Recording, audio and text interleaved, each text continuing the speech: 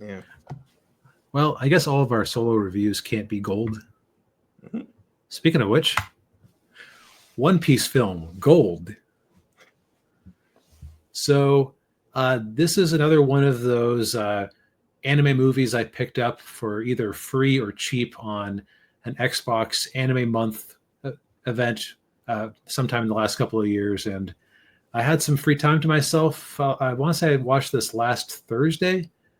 And I just said to myself, you know what? I'm just going to pedal for a bit on my little desk bike and watch something. And let's see what we got here. I bought these things, might as well watch them. Unlike the previous one of these I did, which was the Naruto movie, this one I can actually recommend. And I'm going to go part spoiler here because, shoot, I just want to talk about some of the fun aspects of it. But I would say that if you're familiar at all with the series, give this a go. And this is one of the rare shonen animated spin-off movies where I feel like you wouldn't necessarily need to understand too much about the series as a whole to get what was going on. Okay. I also don't know if One Piece had a bunch of these movies where they named them after colors, because this one was called Gold. A couple years back, I did One Piece Red, where they had the Japanese artist Ado do the soundtrack. Yeah, I remember that. Yeah.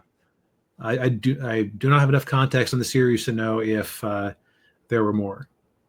All right, so basic premise: you have the Straw Hat Pirates, who are pirates, but they're good guys. And in the course of things, they end up on this giant floating island called. Let's see, what was it called? Was it just Gold Island? That seems wrong. 1 second.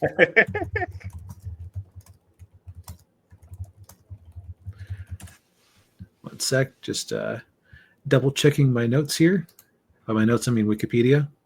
Yeah. So, that's right. Gran Tesoro, which is a 6 mile long ship that is made up entirely of this enormous casino complex. And it is estimated to have 20% of the world's gold on it. As you can see, the stuff is just showering down constantly. And the crew shows up. I don't think they had any particular mission in mind. I think they just stumbled on it and decided this looked fun. Yeah. Which is very in keeping with them to just wander around and stumble into adventure. Yeah.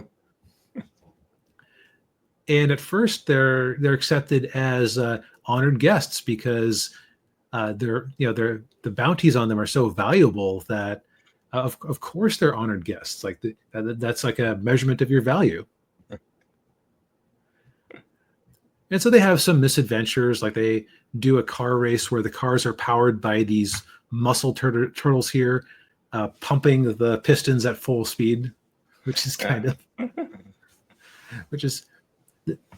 One Piece fights with Dragon Ball for the competition for most absurd mainstream shonen series. And I think One Piece usually wins that contest. Yeah. I should say One Piece, besides things like Do Do Do Do Do Do Do, or whatever that one was called, where it's like intentionally a parody. This is just like raw imagination. Yeah. And so the crew the crew meet the owner of the owner of the island.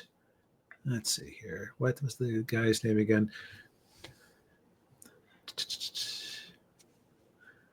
That's right. That's right. His name, the big villain up here is named Tesoro, which I guess makes sense that this egotistical asshole would name his island after himself, Gran Tesoro. You find out that he is, like many people in the series, a devil fruit user, and he specifically has gold powers, which basically means that he can control anything that has gold on it. Which, hey, what do you know? What has been slowly dusted on the crew the whole time they've been there? He manages to get them in debt because one of his minions back here, named Baccarat, has a luck powers that she's able to use to. She basically gives them a winning streak and then takes it away after convincing them to double down. And so the crew is now in debt. Good old Zoro here, the only smart man on the crew, in my opinion. Of course, he tries to make a fight of it, and he ends up captured and is going to be executed in the morning as part of the entertainment for the island. And so our crew basically has to do an Ocean's 11 style plot to overthrow him, free Zoro, and get out of there. All with the help of this character, who turns out to be a past associate of their thief and navigator Nami. Okay. And they have a career, or excuse me, they have a history of turning on each other, which adds a little bit of tension to things, like who's really on whose side here. Yeah. So, animation-wise, first, there are some amazing sequences. Like the opening is amazing. Some of the fight scenes are really well done and frenetic, very detailed, very smooth. Of course, this is counteracted where they long shots where nobody's moving and character models look a little bit off.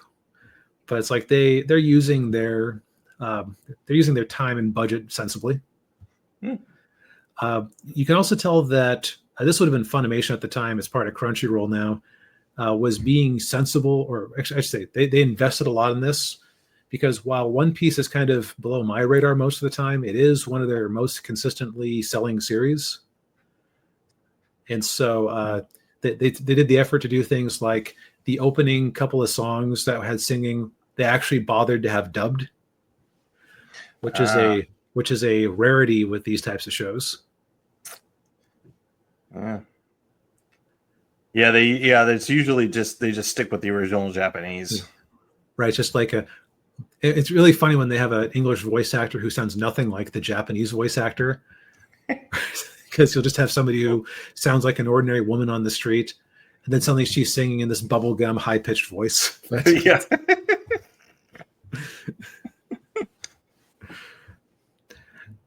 But that's neither here nor there. I would say that my only criticisms of this thing is that it does feel like it has a second, third act, like a lot of shows and movies do these days. I would say like at 90%, all you have to know is that you have a crew of crazy pirates who go around doing good, and that's established very quickly, since they do have an opening fight against a crew of scalawags who have decided to rob the island blind, who the Straw Hats take in, or take out, I should say. There are some secondary characters who are introduced where I'm going to assume it was like the status quo of the anime when this movie came out involved Luffy's brother skulking around and things with the world government and navy and whatnot that were, I would say, you could have cut out everything that the Navy did very easily. And you would have had probably had a better movie. There was also a subplot where they run into a trapped gambler and he gets his groove back. That was also just kind of a momentum killer and time waster. Yeah. So that drops my score of it a little bit. The other thing I appreciate, and I was worried they were going to do this, you might recall from One Piece Red, where I said this movie refuses to actually have a villain and just presents everybody as making bad mistakes for the sake of the plot, and everybody's just sorry. Yeah. I was worried they were going to do that because they kept flashing back to Tesoro's history. But like they did it in a good way, where it was just brief flashes where you saw his life of deprivation before he ate the fruit that gave him his gold powers, where he was just a penniless person who had it seemed to be like he had either a prostitute or a slave that he had fallen in love with, who he was trying to be with, but he just didn't have enough money for it. And so he was basically perverted by that. He just decided that money is all that makes anything valuable. Just, his sense of humor is very sadistic and cruel. And I was like, no, he has all these people enslaved and in debt to him. You can't possibly try to pretend that he's sympathetic somehow. And the good news is that they didn't pull that trigger. It just gave you a little bit of understanding of his backstory. Oh. And so it kind of went along with a moral of, I guess, be careful lest you become a monster. Okay.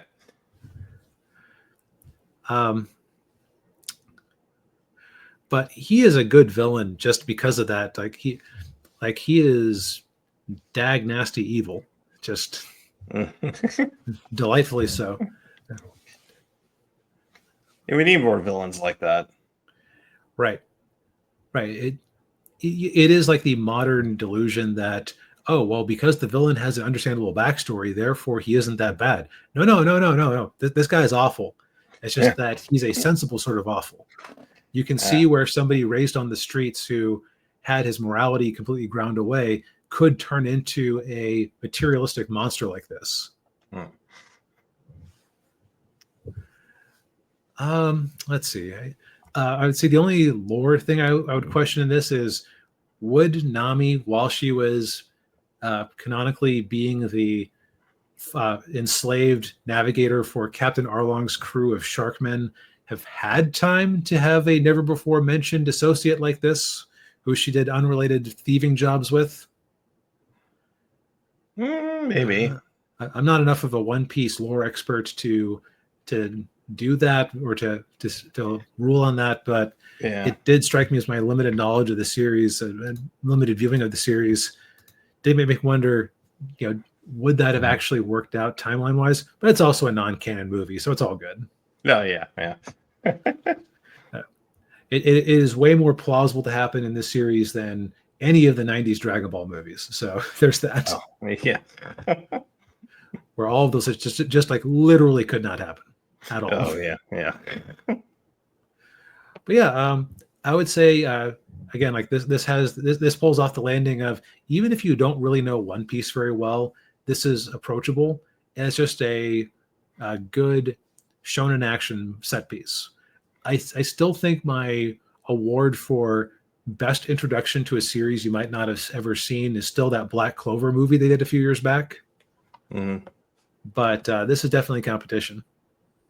Oh, okay. Very cool. Yeah. I am not sure where you could watch it. Probably on Crunchyroll ? Maybe on Netflix, since Netflix does have a lot of One Piece things on it since they're doing the live action show. Yeah.